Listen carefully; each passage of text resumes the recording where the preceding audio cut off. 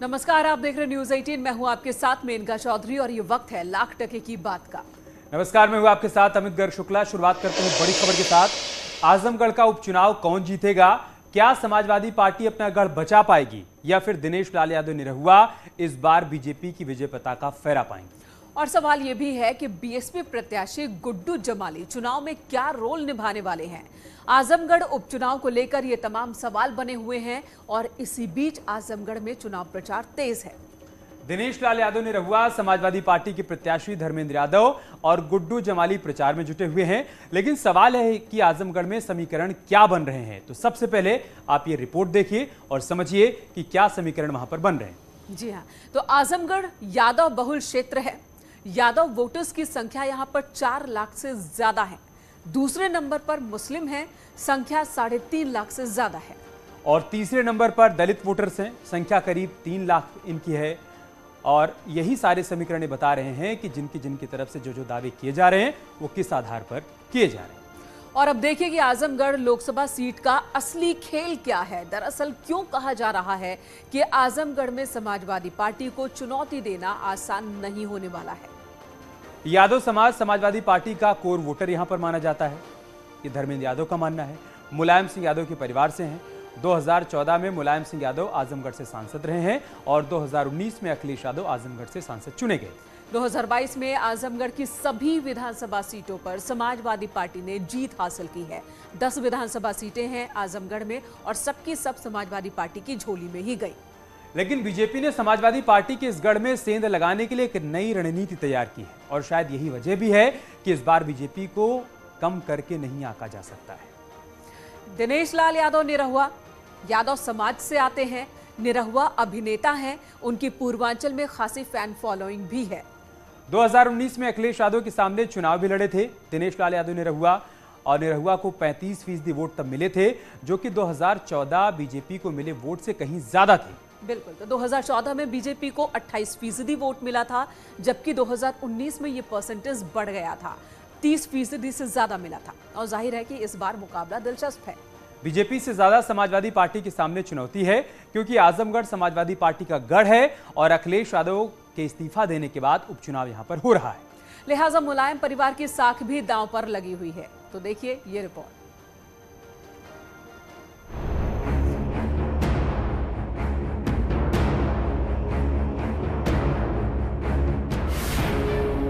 बिसात बीत चुकी है। शहर शहर, गांव गांव, मंच से, सभाओं से बह रही है राजनीति की बयार और जारी है चुनाव प्रचार। 23 जून को आजमगढ़ उपचुनाव के लिए वोट डाले जाने हैं, लिहाजा वक्त कम है। समाजवादी पार्टी से लेकर बीजेपी और बीजेपी से बीएसपी प्रत्याशी गुड्डू जमाली तक सब मैदान में है और दावा यही कि जीत उनकी होगी। कम से कम समाजवादी पार्टी के प्रत्याशी धर्मेंद्र यादव को तो पूरा यकीन है। यकीन ये कि आजमगढ़ में समाजवादी पार्टी को हरा पाना किसी के लिए आसान नहीं। आजमगढ़ की कोई नई बात नहीं है। इस तरह जैसा हर चुनाव में समाजवादियों का साथ निभाया लोगों ने, और हम लोग भी पिछली 6 तारीख से लगातार जितना संभव हो सकता है इतने कम समय में दौड़ के देख रहे हैं, तो लोग सपोर्ट कर रहे हैं जबरदस्त। आरोप लगाया जा रहा है कि मुलायम सिंह यादव जी सांसद रहे हों या अखिलेश यादव जी रहे हों, आजमगढ़ में चुनाव जीतने के बाद नहीं आए हैं और एक बार फिर से जनता के बीच इस तरीके का मैसेज जो विपक्ष के लोग दे करके उलझाने का कोशिश कर रहे हैं। क्या वो लोगों के पास कुछ बचा नहीं। धर्मेंद्र यादव को यकीन भी है और गढ़ छिन जाने का डर भी, क्योंकि इस बीच बीजेपी कोई कोर कसर नहीं छोड़ रही है। बीजेपी के बड़े नेताओं से लेकर छोटे नेताओं तक सभी को उम्मीद है कि इस बार आजमगढ़ में कमल खिलेगा। कि निरहुआ सबके दिल में उतरा है और डोर टू डोर जाकर के सभी जनता के बीच जा रहे हैं। आपने देखा होगा, मैं देखा हूँ, मैं भी देखा हूँ कि मेरे ही गांव के बगल में एक हरिजन परिवार के नौजवान की मृत्यु हो जाती है और वहीं पे इनका काफिला जाता है, लेकिन खुद हरिजन परिवार में जाने की जरूरत इन्होंने इसलिए नहीं की कि हमारा वोटर नहीं है, और वहीं पे निरहुआ उसी गांव में जाते हैं और उस पर दलित परिवार के घर बैठ करके उनके दुख दर्द को समझा है और आश्वासन भी दिया है। दरअसल बीजेपी के इस यकीन के पीछे जातीय समीकरण प्रमुख वजह मानी जा रही है। क्योंकि एसपी और बीजेपी दोनों ही पार्टियों के प्रत्याशी यादव समाज से आते हैं और गुड्डू जमाली मुस्लिम समाज से। लिहाजा वोट बंटेगा और इसी बंटवारे में जीत और हार का गणित भी छिपा है। आजमगढ़ से अभिषेक उपाध्याय की रिपोर्ट। और आजमगढ़ के साथ ही रामपुर लोकसभा सीट पर भी उपचुनाव हो रहे हैं। आजमगढ़ में अखिलेश यादव की साख दांव पर है, तो रामपुर में अखिलेश यादव के साथ साथ उनके चाचा की साख भी दांव पर है। चाचा जान। आजम खां और उनके बेटे अब्दुल्ला आजम लगातार समाजवादी पार्टी के प्रत्याशी आसिम रजा के लिए प्रचार कर रहे हैं और जनता से अपील कर रहे हैं कि मुझे शर्मिंदा मत करना, मेरे मुंह पर कालिख मत लगाना। वहीं बीजेपी प्रत्याशी घनश्याम सिंह लोधी भी पूरे दमखम के साथ चुनावी मैदान में हैं और केंद्र और राज्य सरकार के कल्याणकारी योजनाओं के आसरे जनता से वोट मांग रहे हैं। घनश्याम सिंह लोधी का दावा है कि वो 3 लाख वोटों से इस बार चुनाव जीतने वाले हैं।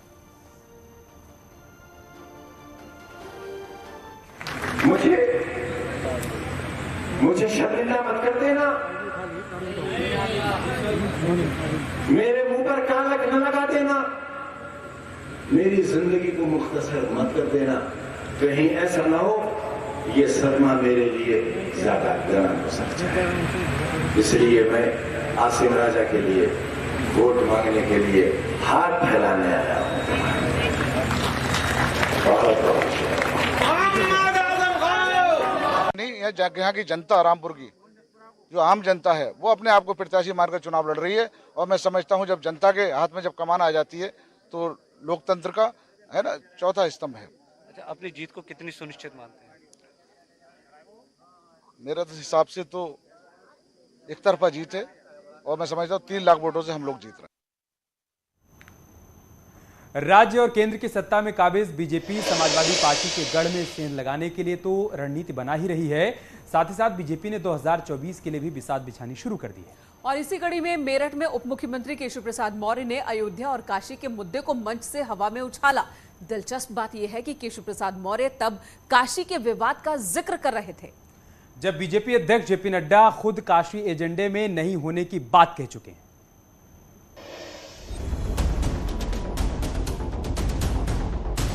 अयोध्या के बाद काशी की बारी।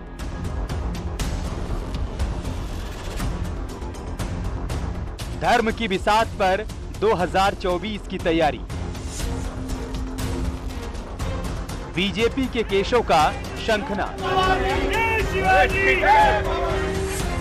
एकजुटता से खत्म होगा ज्ञानवापी विवाद। यूं तो बीजेपी कह चुकी है काशी का ज्ञानवापी विवाद उसके एजेंडे में नहीं है।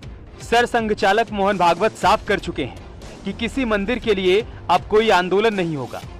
लेकिन बीजेपी के केशव ने मेरठ की धरती से संकेतों की भाषा में साफ कर दिया है कि हिंदू, हिंदुत्व और काशी बीजेपी के एजेंडे में है। मैं स्मरण दिलाना चाहूंगा, आप में से नहीं जानता कितने लोग इस बीच अयोध्या और काशी गए हैं। जो नहीं गए जरूर जाने का प्रयास करिएगा। जब औरंगजेब के आक्रांताओं ने बाबा विश्वनाथ के मंदिर पर आक्रमण किया था, उस समय छत्रपति शिवाजी महाराज ने औरंगजेब को चेतावनी भरा पत्र लिख करके उसे सावधान किया था कि ये मत समझना कि हिंदवी स्वराज्य की स्थापना मराठाओं की धरती पर हुई है और उत्तर प्रदेश के काशी विश्वनाथ पर आक्रमण करोगे तो मराठा चुप बैठेंगे या नहीं हो सकता। उस समय भी उन्होंने इस बात की चिंता की। वह इतिहास आज उजागर हो रहा है। मैं उसकी चर्चा इसलिए नहीं करूंगा क्योंकि वह मामला न्यायालय में है। मतलब साफ है कि भले ही ज्ञानवापी विवाद से बीजेपी दूर है, लेकिन है इसका मतलब ये नहीं कि बीजेपी काशी से दूर है। राम मंदिर तो पहले भी बीजेपी के एजेंडे में था, अब भी है और इसी पर बीजेपी के केशव का ऐलान है कि हिंदू अस्मिता को बनाए रखना है तो एकजुटता जरूरी है। अगर हम राम भक्त एकजुट नहीं रहेंगे तो क्या कोई बाबर फिर से आकर के वहां मंदिर को ढहाने का काम नहीं करेगा क्या? अगर हम एकजुट नहीं रहेंगे तो बाबा विश्वनाथ का जो दिव्य भव्य धाम बनकर के तैयार हुआ है कांग्रेस वालों ने तो भाषण में कह दिया कि अगर फिर से कांग्रेस आएगी तो जम्मू कश्मीर से धारा 370 और 35 से समाप्त करेगी। पढ़ाई तो नहीं सुना, नहीं सुना आपने?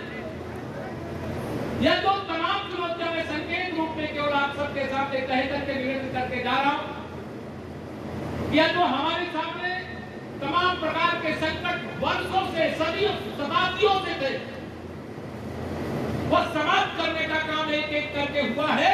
तो इतिहास से हमने सीखा, उसको सुधारा और आज वह सब कुछ हो रहा है जो हम सब दिल से चाहते थे। यूं तो इतिहास और बाबर के बहाने केशव प्रसाद मौर्य कांग्रेस को निशाने पर ले रहे थे, लेकिन केशव प्रसाद मौर्य के इस बयान से ये भी साफ हो गया कि बीजेपी ने साल 2024 के लिए न सिर्फ तैयारी शुरू कर दी है, बल्कि धर्म के धरातल से चुनावी बिसात बिछानी भी शुरू कर दी है। Bureau report, news 18।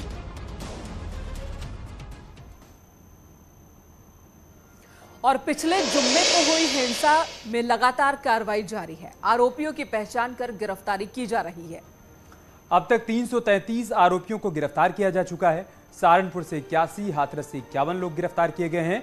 Ambedkar Nagar से 41 और प्रयागराज से 92 लोगों को अब तक गिरफ्तार किया जा चुका है। वहीं मुरादाबाद से 40, फिरोजाबाद से 17 गिरफ्तारी हुई है। अलीगढ़ से 6 और जालौन में 5 गिरफ्तार किए गए हैं। अब इन्हीं गिरफ्तारियों और बुलडोजर एक्शन पर सियासत तेज हो चली है।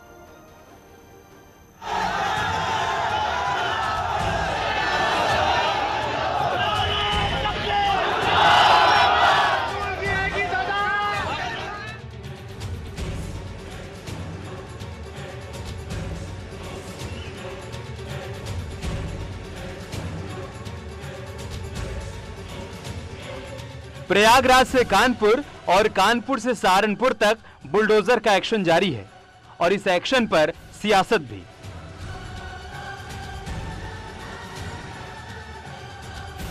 कल अखिलेश यादव ने ट्वीट के जरिए सवाल उठाया था। आज बीएसपी अध्यक्ष मायावती ने ट्वीट कर एक्शन को विशेष धर्म से जोड़ दिया। उन्होंने लिखा, यूपी सरकार एक समुदाय विशेष को टारगेट करके बुलडोजर विध्वंस और अन्य द्वेषपूर्ण आक्रामक कार्रवाई कर विरोध को कुचलने और भय व आतंक का जो माहौल बना रही है, ये अनुचित और अन्यायपूर्ण है। घरों को ध्वस्त करके पूरे परिवार को टारगेट करने की दोषपूर्ण कार्रवाई का कोर्ट जरूर संज्ञान ले। प्रयागराज हिंसा के मुख्य आरोपी जावेद पंप के घर को ध्वस्त करने की कार्रवाई एक धर्म विशेष से जोड़ दी गई है। बुलडोजर तो देश की न्यायिक व्यवस्था पे चल रहा है।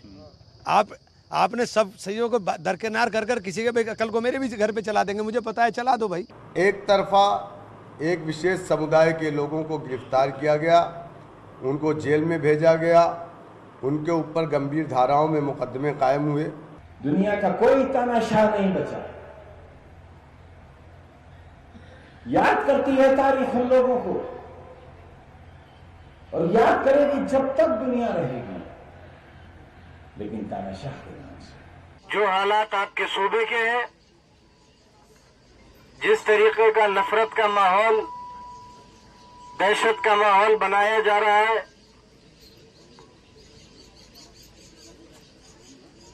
आप उसके कितने खिलाफ हैं, ये चुनाव ये भी तय करेगा। 10 जून को प्रयागराज समेत कई शहरों में हिंसा हुई थी और इस मामले में 300 से ज्यादा गिरफ्तारियां हो चुकी हैं। कई आरोपियों के घर ढहाए जा चुके हैं, जिस पर विपक्ष सरकार को घेरने की कोशिश कर रहा है, तो सरकार और सत्ता में काबिज बीजेपी के नेता भी आक्रामक हो गए हैं। शायद जो सख्त कार्रवाई है उसके बाद ये समझ में सब क्या आ गया। अखिलेश जी तो हिमायत कर रहे हैं, अखिलेश जी कह रहे हैं कि शांतिपूर्ण प्रदर्शन करने रहे लोगों पे बुलडोजर चलाया जा रहा है, क्या कहना है आपका? अखिलेश वोट की राजनीति करते हैं और धर्म के आधार पर वोट मांगते हैं। अगर धर्म के आधार पर वोट मांगना बंद कर दें तो अखिलेश यादव की दुकान बंद हो जाएगी। अब तो बुजुर्ग है, क्या कहूँ, उन्हें तो घर बैठ के अब नु कह रहे ना, हमारे यहाँ तो कह रहे वानप्रस्थ आश्रम हो, संन्यास लेना चाहिए। इस उम्र में राजनीति कर रहे, संभल की जनता को भी सोचना चाहिए कैसे कर। कोई भी व्यक्ति कानून अपने हाथ में लेगा, उत्तर प्रदेश सरकार को जो है छवि खराब करने की कोशिश करेगा, माहौल को खराब करने की कोशिश करेगा, तो जो भी कानून के अंतर्गत इस तरह के अराजक तत्व आएंगे उन पर सरकार की जो भी कानून है उस पर सब लागू होगा। समाजवादी पार्टी का हाल तो अच्छी तरह जानते हैं। समाजवादी पार्टी के शासनकाल में क्या होता था, भैया मुख्यमंत्री हो गए, पापा समाजवादी पार्टी के संरक्षक वो भी पार्लियामेंट में, बड़े चाचा वो भी पार्लियामेंट में, ताऊ भी पार्लियामेंट में, छोटा भाई भी पार्लियामेंट में, पत्नी भी पार्लियामेंट में, 8-8 लोग पार्लियामेंट में, 7-7 लोग पार्लियामेंट में। आने वाली बहू जिला पंचायत के अध्यक्ष है, जो पैदा होने वाला बेटा उसके लिए भी स्थान कोई पद आरक्षित है। पूरे प्रदेश के माहौल को इन्होंने छिन्न भिन्न करके लूटने का अड्डा बना रखा था। तो लोहिया जी ने उस समय पूछा था कि इन दलों की हालत वैसे ही अमीबा जैसी है, जबकि मिलके जब बड़े होते हैं तो टूट कर फिर से छोटे हो जाते हैं, अपने साइज में आ जाते हैं। तो आप चिंता मत करिएगा कि भले ही किसी के कुछ बढ़ गई हो, आने वाले समय में यह समाजवादी पार्टी का नामो निशान इस उत्तर प्रदेश से मिट जाएगा, क्योंकि उन्होंने आपके साथ न्याय नहीं दिया, हमेशा नाइंसाफी करने का काम किया। 10 जून को हुई हिंसा पर पुलिस और प्रशासन तेजी से कार्रवाई कर रहा है और उससे भी कहीं तेज हो रही है सियासत, जो कहां जाकर थमेगी अभी से कुछ कहना मुश्किल है। Bureau report, news 18। लाख कथी की बात यह है कि सभी दल 10 जून को हुई हिंसा और उस पर एक्शन की अपनी अपनी सहूलियत के लिहाज से व्याख्या कर रहे हैं। और अलग अलग परिभाषा और व्याख्या के इस दौर में चूहे की भी एंट्री हो चुकी है, जो साजिश की थ्योरी भी दी जा रही है। यहाँ पर साजिश की थ्योरी भी है। ये मोटे चूहा वो हैं जो हिंदुस्तान का अन्न खाके वफादारी किसी दूसरे की करते हैं। वो कोई भी हो सकता है, पत्थरबाजों से वो कोई भी हो सकता है, वो पत्थरबाज भी हो सकते हैं, ईंटबाज भी हो सकते हैं, गोलीबाज भी हो सकते हैं, कोई भी हो सकता है। ये निश्चित रूप से साजिश थी जो इन्वेस्टिगेशन निकल करके आ रहा है, जिसको पढ़ रहे हैं, और उसमें कानपुर पुलिस कमिश्नरेट ने बहुत तगड़ी कार्रवाई भी की। चंद घंटों में ही इस समस्या को हल किया। और उत्तर प्रदेश में बुलडोजर वाली कार्रवाई के खिलाफ जमीयत उलेमाए हिंद ने सुप्रीम कोर्ट में अर्जी लगाई है। जमीयत ने सुप्रीम कोर्ट से बुलडोजर कार्रवाई पर रोक लगाने की मांग की है। जमीयत ने अपनी अर्जी में आरोप लगाया है कि प्रक्रिया का पालन किए बिना ही बुलडोजर चलाया जा रहा है, लिहाजा इस पर फौरन रोक लगाई जाए।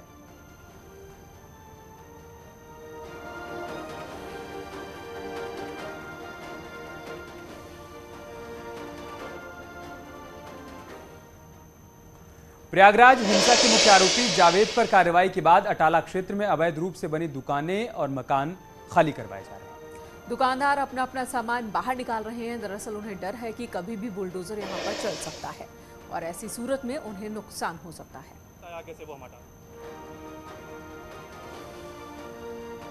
अटाला इलाके पर खड़ा हूं, जहां पर बवाल हुआ था और जहां पर फिलहाल कर्फ्यू जैसे हालात हैं। पूरे इलाके को नाकाबंदी किया गया है और फोर्स लगातार गश्त कर रही है, तैनात है। इसी बीच अब जावेद का घर जमींदोज होने के बाद सूचना ये है कि इस इलाके में भी बुलडोजर की कार्रवाई हो सकती है, अतिक्रमण हटाया जा सकता है। तो ऐसे में बहुत सारे लोग, बहुत सारे छोटे कारोबारी, छोटे व्यापारी इस सूचना के बाद इस एहतियातन अपना सामान शिफ्ट कर रहे हैं कि किसी तरीके से नुकसान ना हो। तो ऐसी ही हम एक दुकान पर हैं जहां पर एल्युमिनियम का काम होता है, किचन एसेसरीज बनती हैं, कैबिनेट बनती है। उनसे हम बात भी कर लेते हैं। आप लोग अपना सामान क्यों हटा रहे हैं? अब पेपर में दिया, इसके लिए हटा रहे हैं। क्या दिया है पेपर में? हाँ, इधर का टूटेगा। इधर टूटेगा। तो कोई सूचना ऐसी आई है आप लोगों के पास? अभी ऐसी सूचना यहाँ कोई नोटिस नहीं लगाया गया। अच्छा, नोटिस नहीं लगाया गया। तो एहतियातन हटा रहे हैं? एहतियातन हटा रहे हैं। तो किस चीज़ का काम करते हैं आप लोग? भाई जैसे किचन उचन का काम होता है। इसको हटाने में दिक्कत तो होती है? हाँ, दिक्कत तो बहुत हो रही, देख रहे हैं आप लोग भी। तो ये देखिए, यहाँ से भी जो है सामान हट रहा है। कुछ और भी दुकानें दिखा रहे हैं, यहाँ से भी अब देखिए सामान हटाया जा रहा है। ये पूरा अटाला इलाके की दुकानें हैं और यहाँ से ये देखिए एक दूसरी दुकान है जिनको भी यहाँ से सामान हटाया जा रहा है। ये किचन एसेसरीज, प्लास्टिक के स्टोर्स वगैरह है, वो सामान है। इनसे भी हम बात कर लेते हैं। क्या नाम है आपका? हमारा नाम है शादाब अशफाक अंसारी। शादाब, आप अपना सामान क्यों हटवा रहे हैं? सर हम तो डेली रूटीन के हिसाब से, क्योंकि कल संडे तो संडे हमारी रूटीन बंदी होती है। सैटरडे फ्राइडे हमने दुकान खोली, फ्राइडे बवाल से बंद हो गई, सैटरडे भी हमने दुकान खोली बट पूरे रास्ते बंद थे हर तरफ से, तो दोपहर में 2-2:30 बजे हमने दुकान बंद कर दी। संडे हमारी रूटीन बंदी होती है। आज भी हम आए थे सर दुकान खोलने के लिए, हमने सुबह प्रॉपर दुकान खोली और उसके बाद कुछ लोग यहाँ पे मोहल्ले के आसपास के कहने लगे कि यहाँ पे अभी तोड़ने का कुछ ऐसा है, आप लोग अगर पॉसिबल हो अपना सामान निकाल सकें तो निकाल लीजिए। तो हम तो ठहरे सीधे साधे बिजनेसमैन, हम अपना चाहेंगे कम से कम नुकसान हो। तो जो और उधर आरोपियों की धरपकड़ के लिए फिरोजाबाद और अंबेडकर नगर में पुलिस ने दीवारों पर पोस्टर चस्पा किए हैं।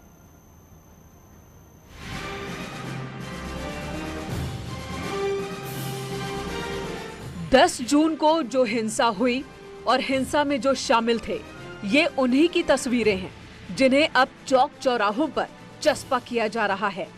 पहले फिरोजाबाद की तस्वीरें देखिए।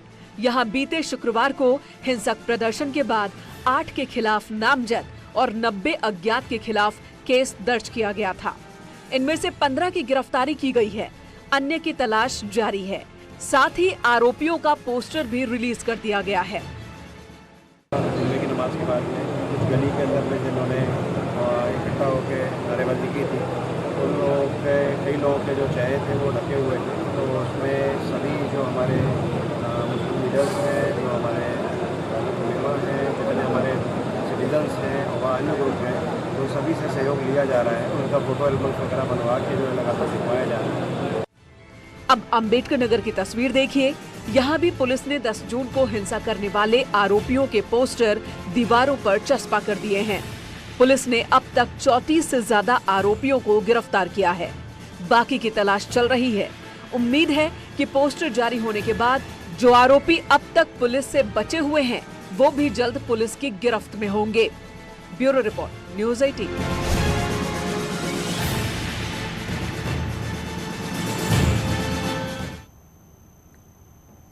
इधर कानपुर हिंसा के आरोपी निजाम कुरैशी का पुलिस ने जफर हयात और उसके साथियों से आमना सामना करवाया।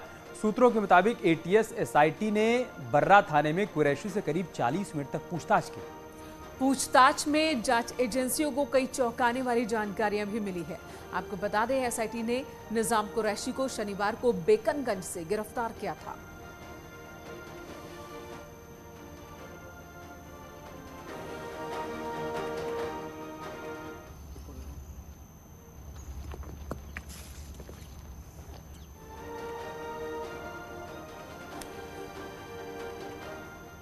और इसी बीच कानपुर विकास प्राधिकरण ने अवैध रूप से बनाई गई 2 इमारतों को सील कर दिया है। अनवरगंज के फूल वाली गली में सुफियान बेग और राशिद सिद्दीकी के नाम से अवैध इमारतें बनी थी, जिन्हें सील किया गया। केडीए के अधिकारियों ने भारी पुलिस फोर्स की मौजूदगी में सीलिंग की कार्रवाई की। अधिकारियों ने साफ कर दिया कि भविष्य में भी अवैध निर्माण के खिलाफ जीरो टॉलरेंस की पॉलिसी के तहत काम जारी रहेगा। मानसिक स्वीकृति का था, इस कारण सारे नियमों के अंतर्गत पक्ष को पूरी तरह से सुनवाई का अवसर प्रदान करते हुए ये सीलिंग का आदेश किया गया है।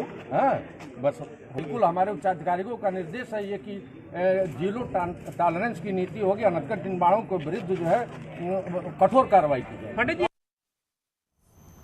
लखनऊ के जानकीपुरम इलाके में एक घर के बाहर जमकर फायरिंग हुई और बमबाजी की गई। एक महिला के घर के बाहर खड़े होकर कुछ लोगों ने गोलियां चलाईं और साथ ही साथ बम भी फेंके। वारदात 10 जून की बताई जा रही है। हालांकि ये सब क्यों हुआ, इसके बारे में अभी जानकारी नहीं मिली है। बताया जा रहा है कि कुछ बदमाशों ने पहले डोरबेल बजाई और फिर अचानक बम फेंकने शुरू कर दिए। पूरी घटना पास में ही लगे सीसीटीवी कैमरे में रिकॉर्ड हो गई है और इसके आधार पर ही पूरे मामले की जांच पड़ताल की जाएगी।